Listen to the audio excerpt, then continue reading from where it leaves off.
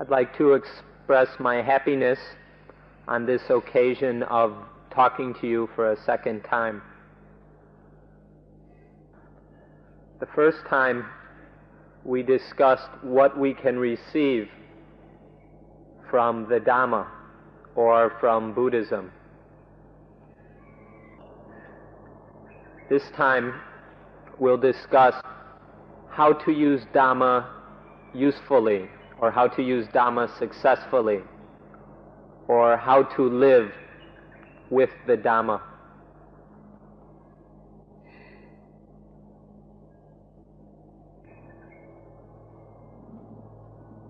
When we talk about the Dhamma, we mean knowledge that must be practiced. Knowledge that must be practiced.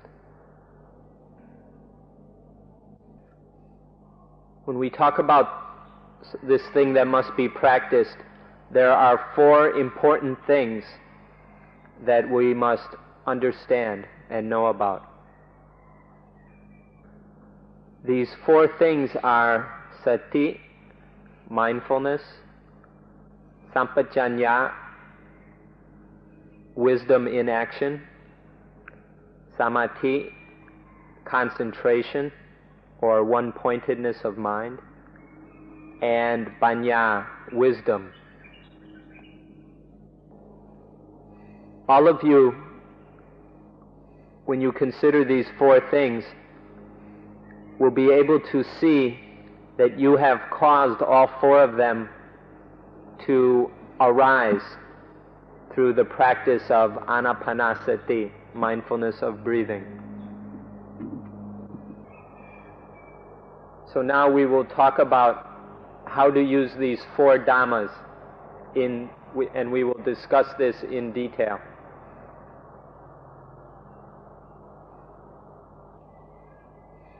So we'll talk about each one of these Dhammas one by one so that we can understand what they mean and what they are about.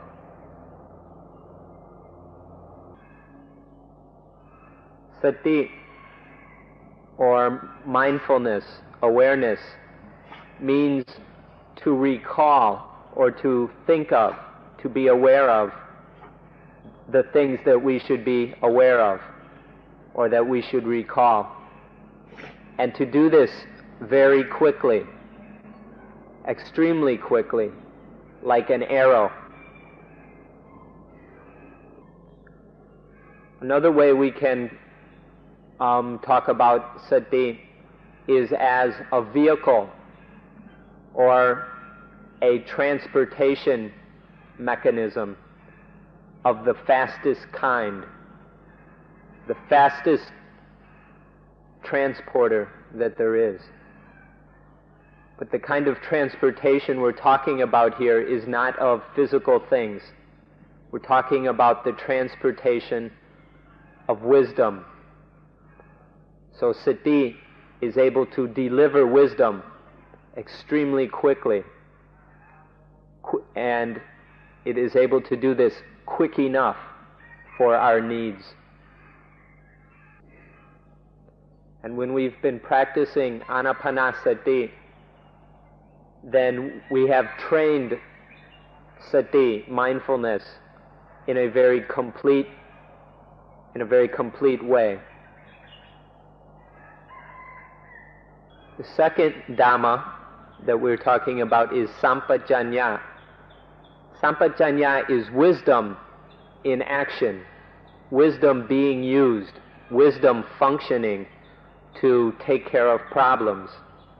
Sampajanya is wisdom that is right where it's needed, right there at the site of the problem, in order to prevent the problem from arising or to take care of it if it has arisen. So some of you may have come across this word before and seen it translated as clear consciousness or clear comprehension and various other things. But now we're calling it wisdom in action, wisdom that's being used. There are many translations of sampajanya which tend to get us confused, and we waste a lot of time worrying about which one we should use. We recommend wisdom in action, but even better than using this translation is to learn the Pali word,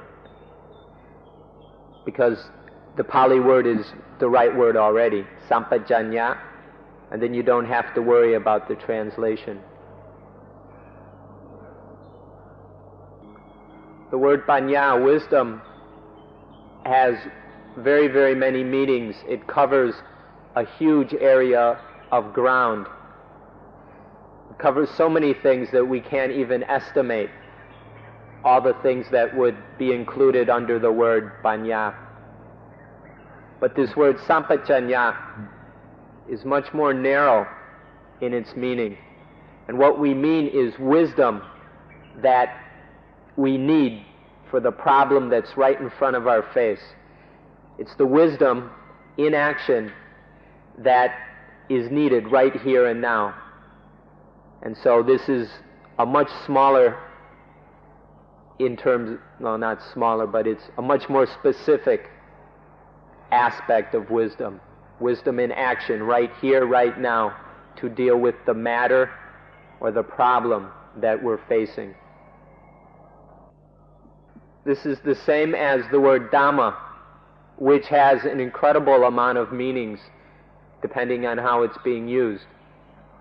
But when it comes to the point of Dhamma functioning in order to solve problems, then it becomes we can use Dhamma this word Dhamma in a much more specific and narrow meaning.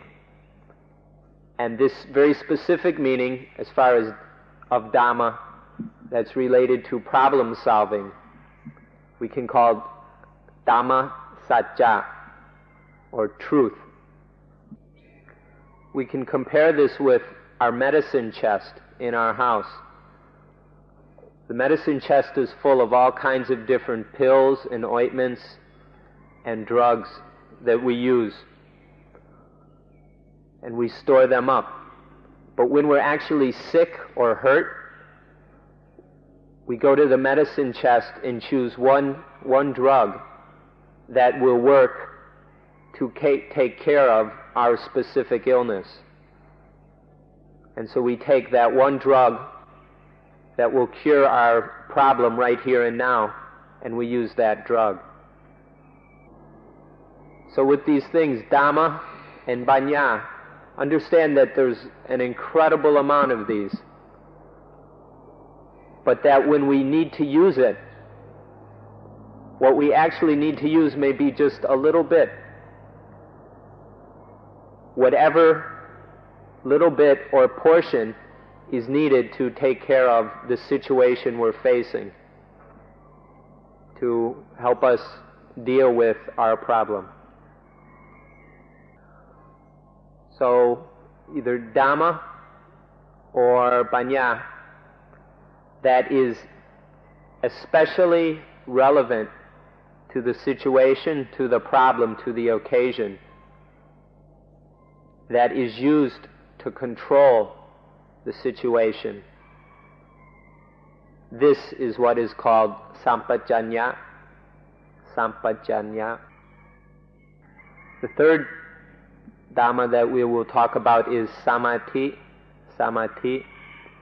According to the literal meaning of this word, is for the mind to be well-founded, well-established, to be properly founded, to be appropriately established, correctly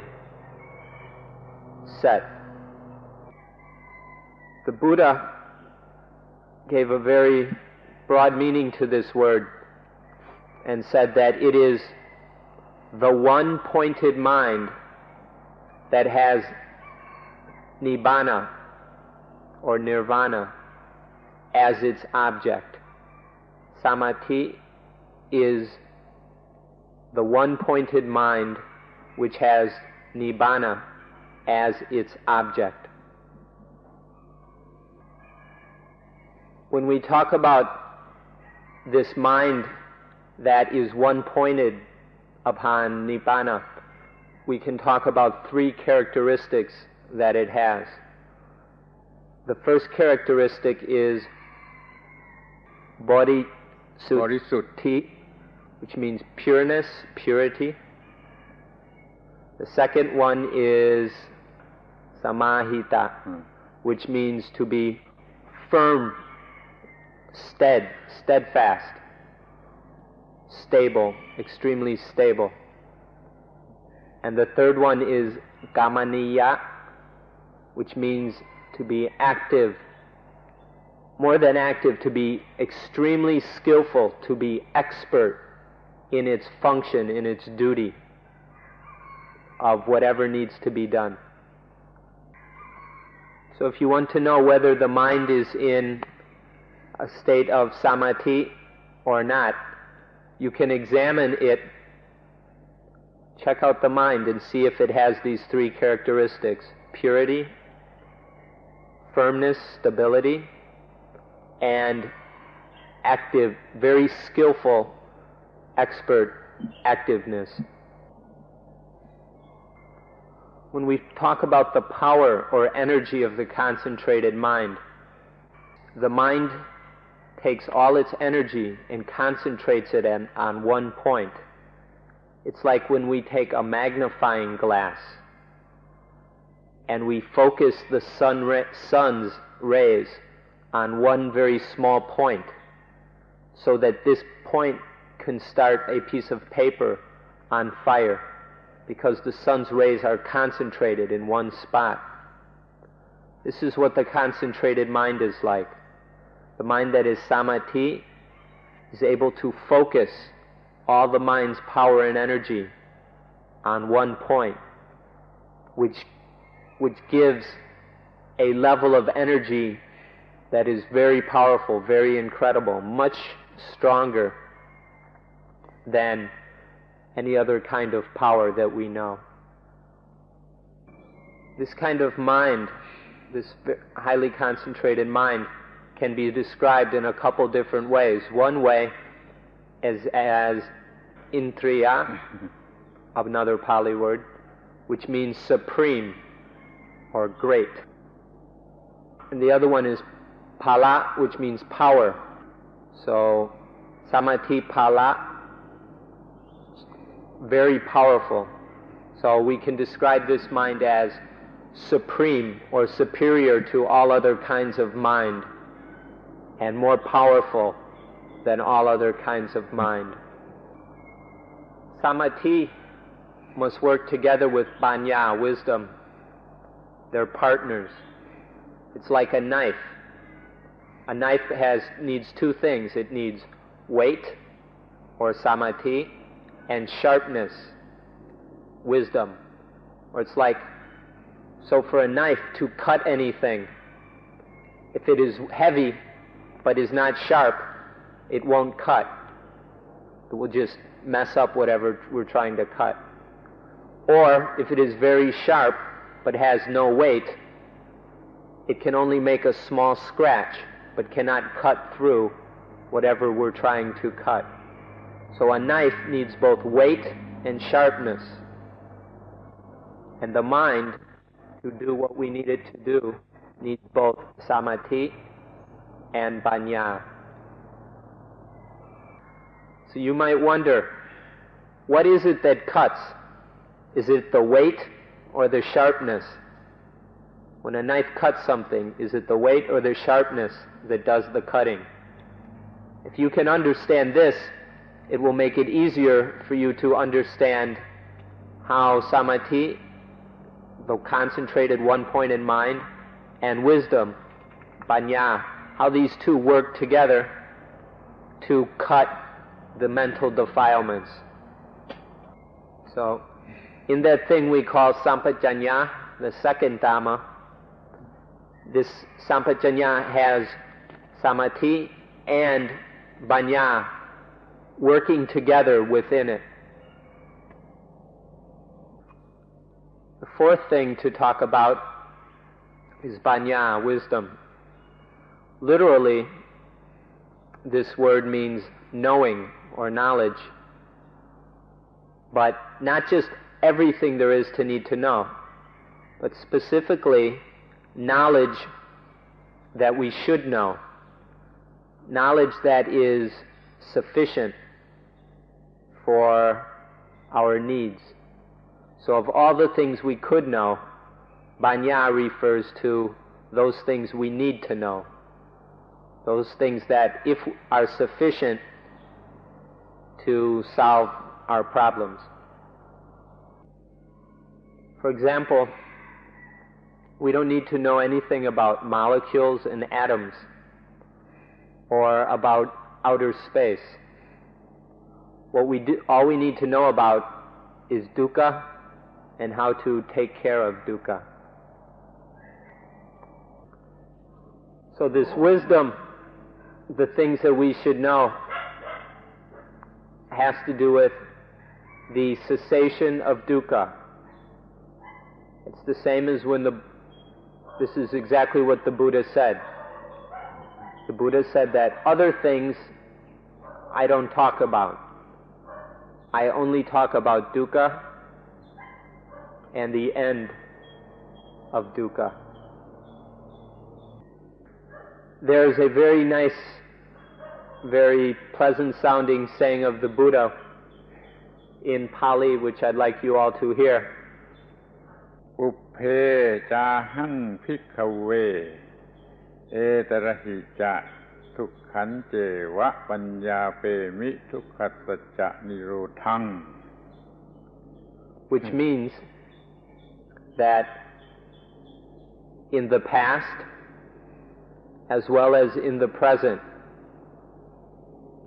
I speak only of dukkha and the cessation of dukkha. So the Buddha didn't have to mention the future because it hadn't happened yet. But as far as the past and the present, he only talked about these two things. As far as these things we should know, banya or wisdom, we can at this time talk about 4 general topics or areas of wisdom that we ought to know. The first topic that I'd like you to take a look at is the 3 characteristics of existence, or the 3 characteristics of all things, which are anicca, impermanence, change, flux, flow;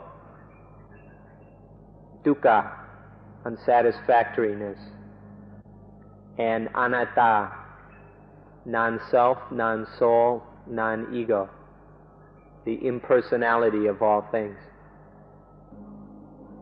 As far as these 3 things, anicca, dukkha, anatta, you can find all kinds of things about them in books. There are many books that cover these 3 characteristics. But we can summarize impermanence, anicca,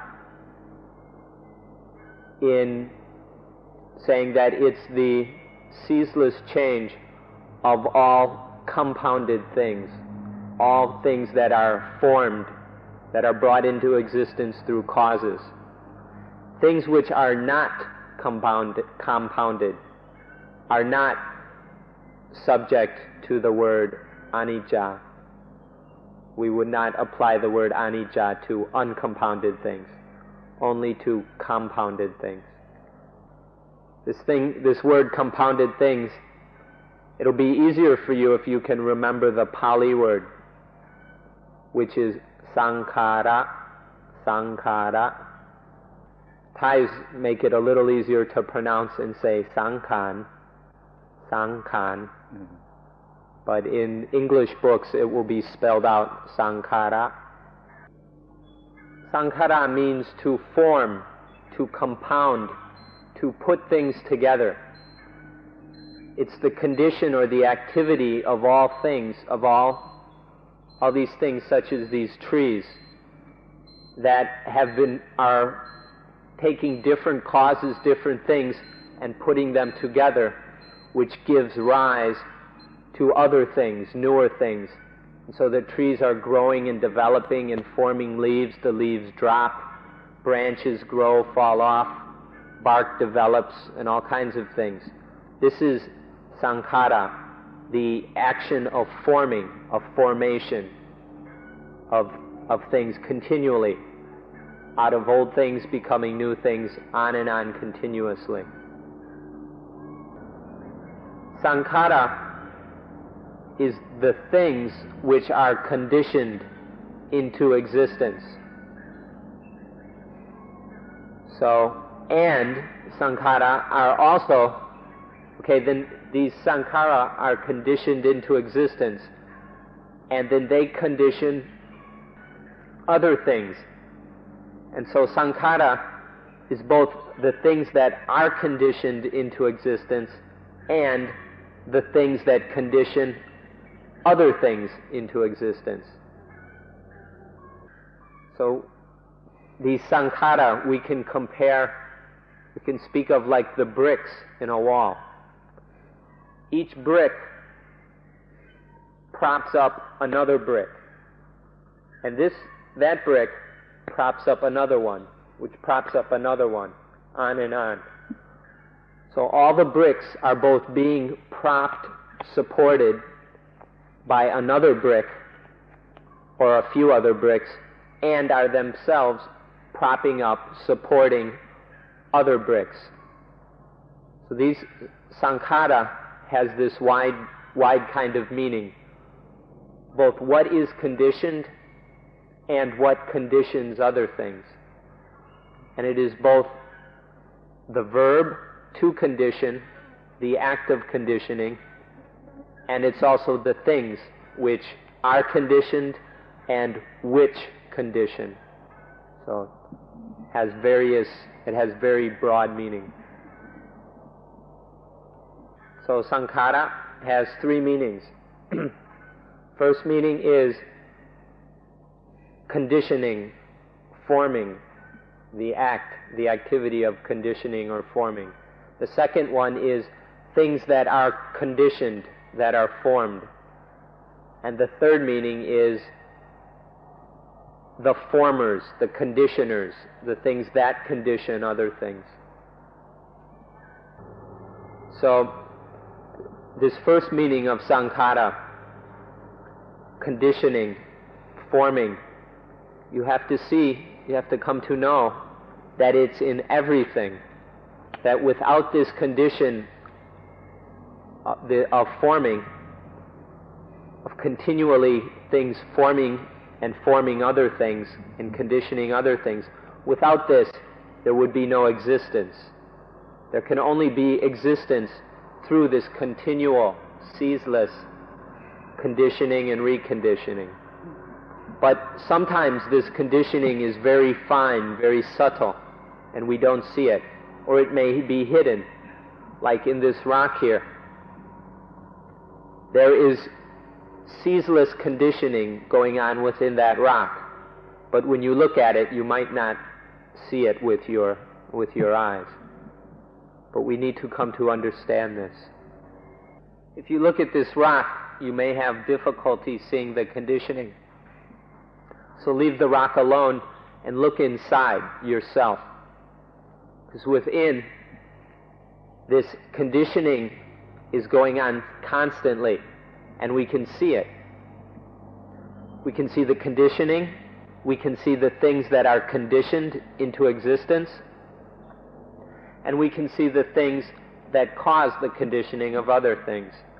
So by looking in, we can see all these things. We can see the conditioning of what we call the body aggregate. We can see the feelings, which we talked about last night. We can see this being conditioned, the feelings. We can see the conditioning of perceptions, of the distinguishing of this and that with different names and labels. We can see the thinking that is conditioned constantly. We can also see the conditioning of consciousness. So these five 5 groups, these 5 aggregates of existence, we can see the conditioning of each of these just by looking inside. We need to look at the contact points, the transmission points, such as the eyes, the ears, the nose, the tongue, the body, and the mind. And when these transmission points, these contact points, are functioning, at that moment of their function, then there is conditioning going on, and we can watch this conditioning. So when the eyes are in the act of seeing something, we can watch this process and watch the conditioning as it happens. And the same with the ears and hearing, the nose and smelling, and so forth. Even in just the body, there is constant change and conditioning going on ceaselessly. Even our cells are dying and being replaced constantly. And eventually all of them are replaced. So just by examining the body, we can see this conditioning going on all the time. In this body are the 6 internal sense organs, the eyes, ears, nose, tongue, body, and mind. And then there are the objects of these senses: sights, sounds, odors, tastes, physical sensations or touches, and mind objects. When the internal sense base, such as the eye, makes contact with the sense object, such as a sight, when this contact happens, there is conditioning. When these two come together, there is conditioning. And we call this specific conditioning phassa, or contact. This conditioning right there at that meeting of eye and sight, or ear and sound, and so forth, this is called phassa, and it is the beginning point of all the conditioning. So after this contact between the sense organ and the sense object, there's contact. Phassa is conditioned. This phassa conditions feeling. And then the feeling goes and conditions perceptions. Different kinds of perceptions. Wrong perceptions and possibly right perceptions. These perceptions further condition thinking or conceptualization. This thinking conditions action, and the action leads to further thinking, leading to more action, and it goes on and on. This is an example of what is meant by conditioning. So, just by looking inside this body, we can see this conditioning, this sankhara going on and on and on. And it has the characteristic that it never stops.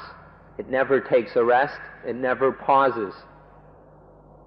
Whether we're asleep or awake, it's going on right here. And this is, so we can call it perpetual flow, perpetual flux, ceaseless change, impermanence. This is the condition that we call anicca, anicca. If you have insight into this first characteristic of anicca, impermanence, if you really see it, then it's not much more to understand the second characteristic, dukkha.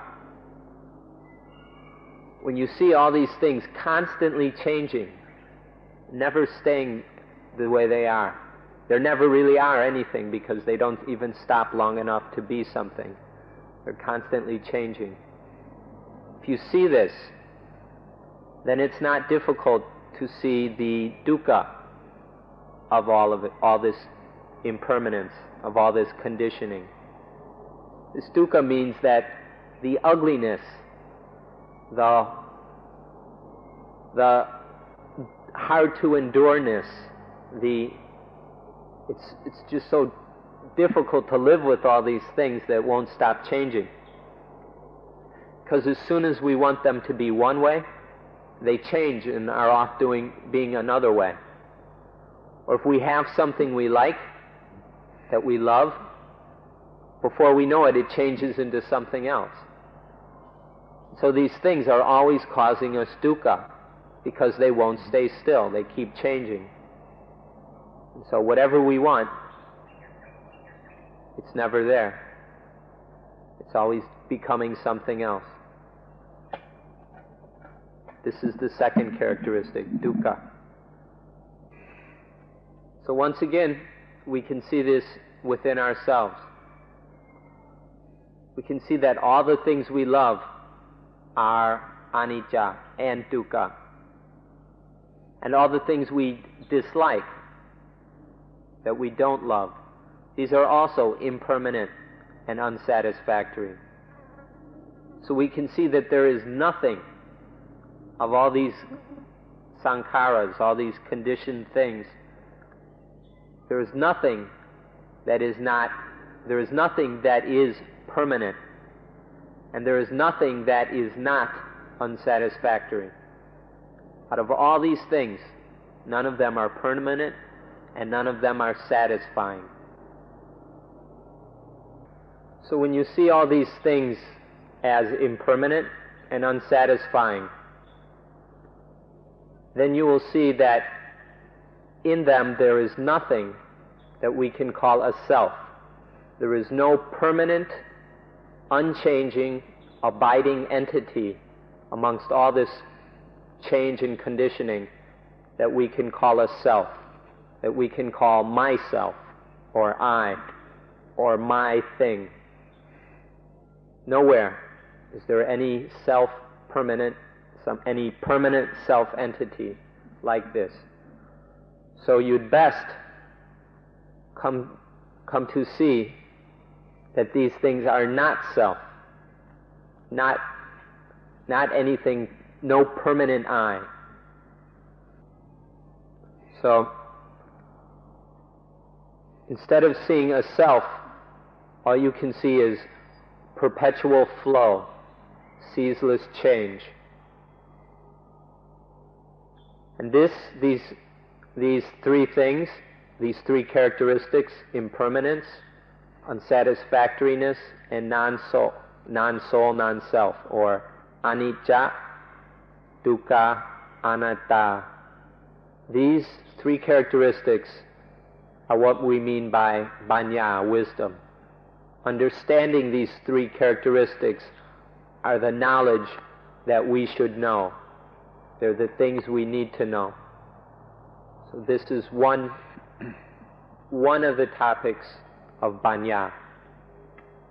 The second topic under the word paññā is suññata, voidness or emptiness.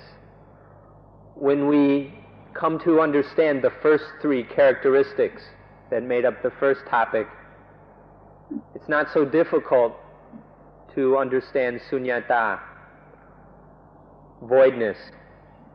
This means the voidness in all things, that in all these things there is nothing that we can call a self. There is nothing that has the meaning of being a self.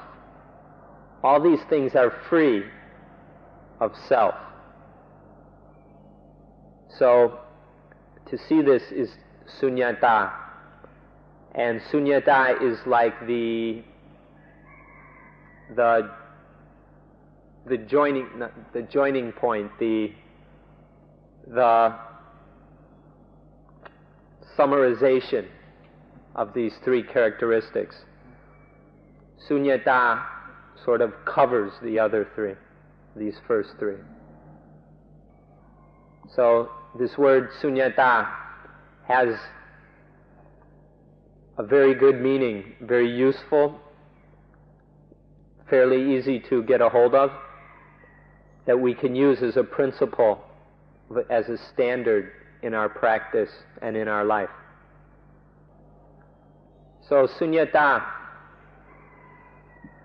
if we understand it on the Dhamma level, voidness, on the level of awareness and wisdom, not on the physical level, then we will understand it properly. When we say voidness, we're not saying that things do not exist, that there is nothing here. That's nihilism. And that nihilism is not the meaning of sunyata. We're talking on the level of wisdom, not just on the level of physical things. Sunyata on the level of Dhamma means the absence, the emptiness of a self, that all things are free of a self, of something that can be attached to as a self. This higher Dhamma meaning of sunyata encompasses and gathers together the first three characteristics, anicca, dukkha, and anatta. And it is this kind of knowledge that we need to destroy the mental defilements which cause all our problems. When we see voidness in the things we love, well, then we don't love them. When we see the voidness of the things we hate, then we don't hate them. So there is no longer love and there is no longer hate. There is no longer liking, there is no longer disliking.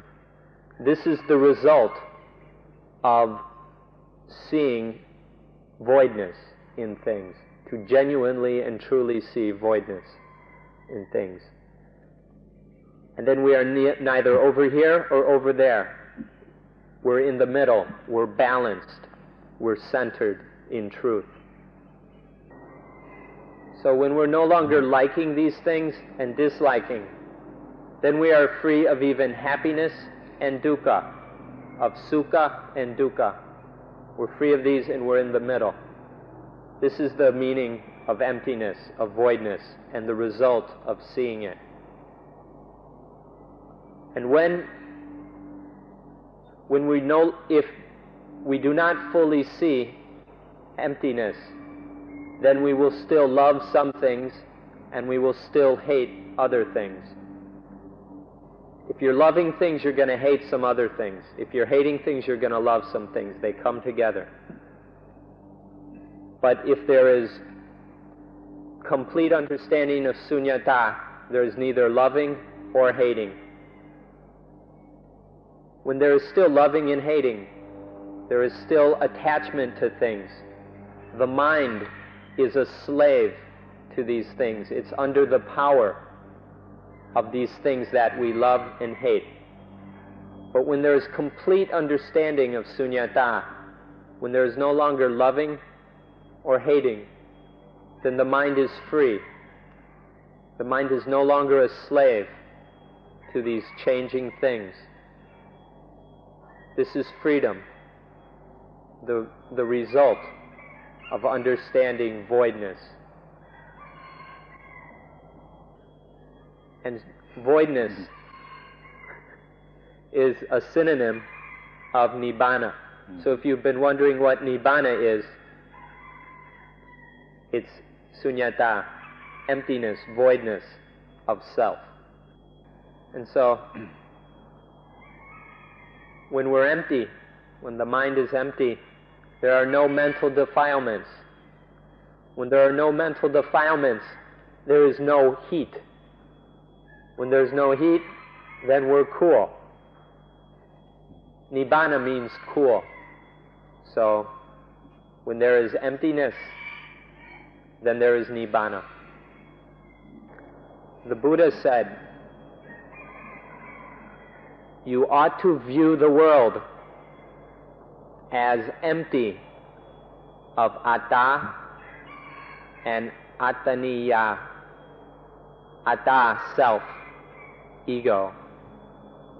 Attaniya, of the self, belongings of the self.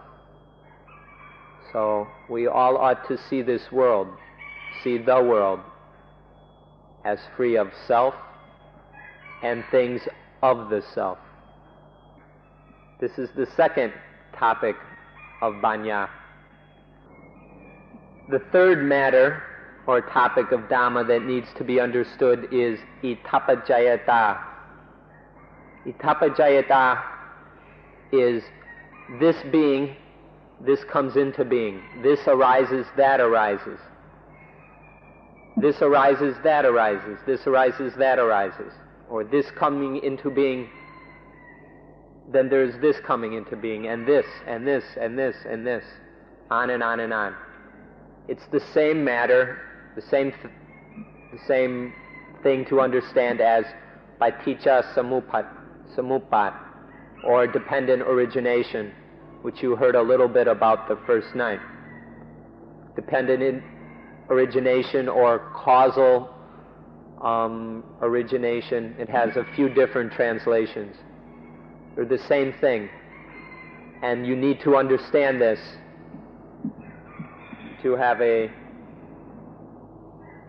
to be racking up your banya points. If you realize Itapajayata, then you will see that everything in the world is flowing. It's always flowing, constantly. It's just a flow, on and on and on and on. To see this is to see Itapajayata, this third topic of wisdom. This Itapajayata has all kinds of different details, and it's a very long and complex thing, especially when it's described in the way of paticca samuppat.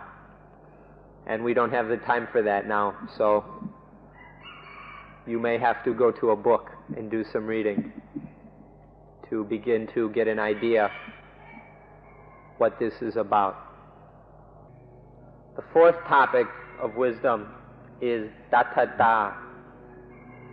Tathata, suchness or thusness. It means that everything is just that. It's just what it is. Or it's to see everything as just like that. Nothing more, nothing less. Nothing different than just that. It's only that. This tathata, suchness, to understand that everything is just such. To understand this includes the first three characteristics: impermanence, unsatisfactoriness, and non-soul. It includes emptiness, and it includes Itapajayata, the law of cause and effect. This arising, that arises. This, that, this, that. So to realize tathata is to realize what everything is like, the suchness of all things. This suchness includes these first three topics of wisdom. To realize, to intuitively realize tathata, is to see the truth of all things, to see the reality of all these things which are deceiving us, which are deluding us. These things that are deluding us are all the things which give rise to meaning in us, the meaning of opposites, of oppositions, of duality. So all these things which we are seeing in terms of duality, these are all deluding us because we don't see the truth of them. We don't see the tathata, the suchness of these things. Therefore they delude us and give rise to dual meanings, dualities, pairs of opposites, this and that, liking and disliking, hot and cold, big and little, male and female, good and bad. enlightened and unenlightened. These, when we don't see tathata, we're always trapped in these oppositions, in these dualities, and then we can't see the truth of these things. And when we don't see their truth, then this causes the mental defilements to arise, and then we're in our problems again. So when we look, we'll see that good is a sankhara.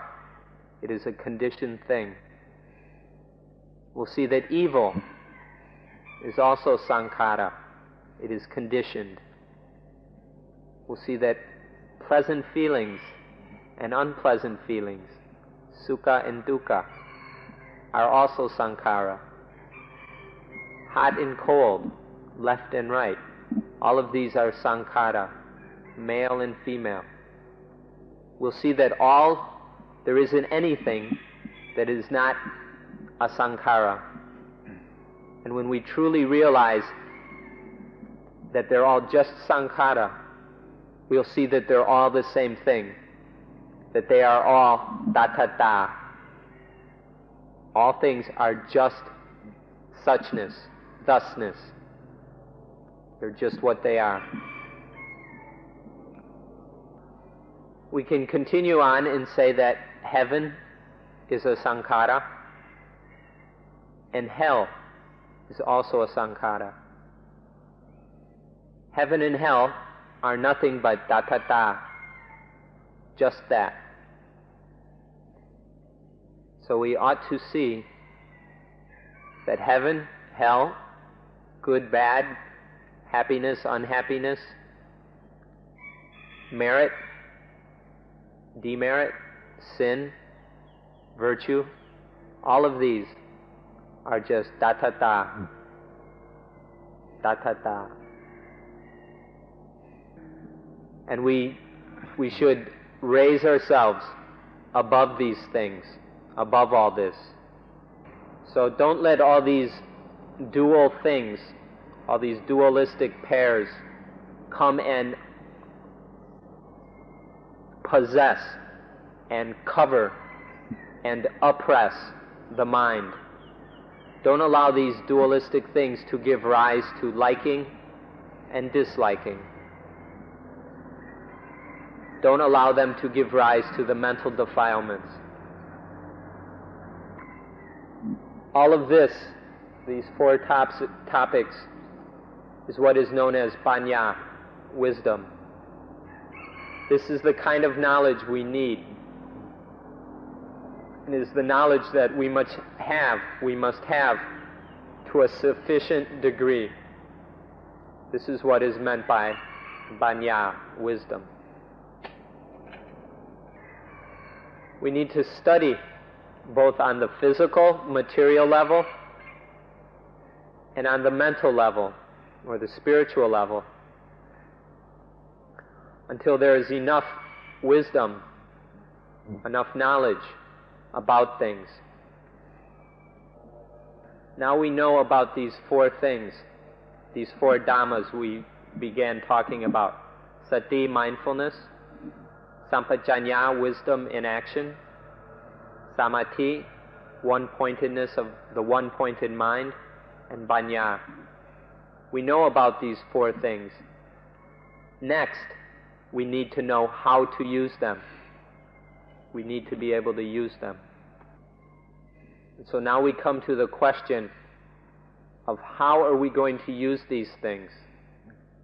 How are we going to bring these into our lives, our everyday lives, so that these dhammas are an ordinary, constant part of our reality? How are we going to do that?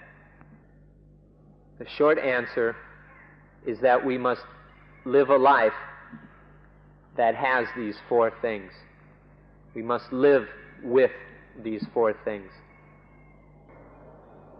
We should use these four dhammas by having them meet up with, having them encounter all the problems and situations which arise in our daily lives.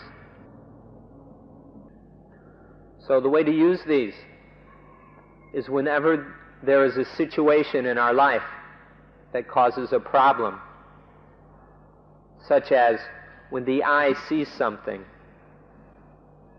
when the eye sees a sight, an object, then mindfulness, sati, goes to wisdom and brings some wisdom to the situation, brings the necessary, the needed wisdom to the situation, so that the wisdom can function, so it can do its job and solve the problem as sampajanya. So when mindfulness transports or delivers wisdom to the right place in the right time, then sampajanya, wisdom in action, deals with that situation. It prevents the problem or it solves a problem that has already arisen. This is sampajanya being used. In that moment of sampajanya functioning, then there is also samadhi. The one-pointed mind is able to summon its energy, to focus its energy on this problem, on this situation, and give strength, give weight to the sharpness of the wisdom. And so that with this weight and energy and power of samadhi, of the concentrated mind, then the sampajanya can cut the defilements. It can solve this problem. As much to the degree that there is samadhi, to that degree wisdom or sampajanya will be able to solve the problem. The more concentration, the more mental power, the better, the more complete will sampajanya solve the problem. In that moment, we'll see that we are the most clever, the most brilliant person there is, because we are able to solve the problem that we have encountered right then and right there.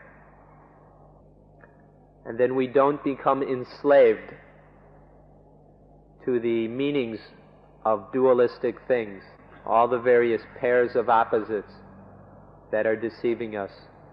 We don't become their slaves. This is the free life. It's calm, peaceful, it's cool. It's the highest thing there is. It's the best thing that humans can achieve. To summarize, we must have enough wisdom. Mindfulness, sati, must be able to bring that wisdom in time, quick enough. Sampajanya, wisdom in action, must be sufficient, and it must be sufficient and correct. And samadhi, the one-pointed mind, one-pointedness of mind, must also be sufficient and correct. Then they are able to deal with every situation that may arise. This is the answer to the original question, how are we going to use the Dhamma? I hope that each of you are able to use this so as to justify the time, the effort, and the expense that you have put forth and able to come here. So I hope that you do not come out of here in debt, but you make a profit by using this.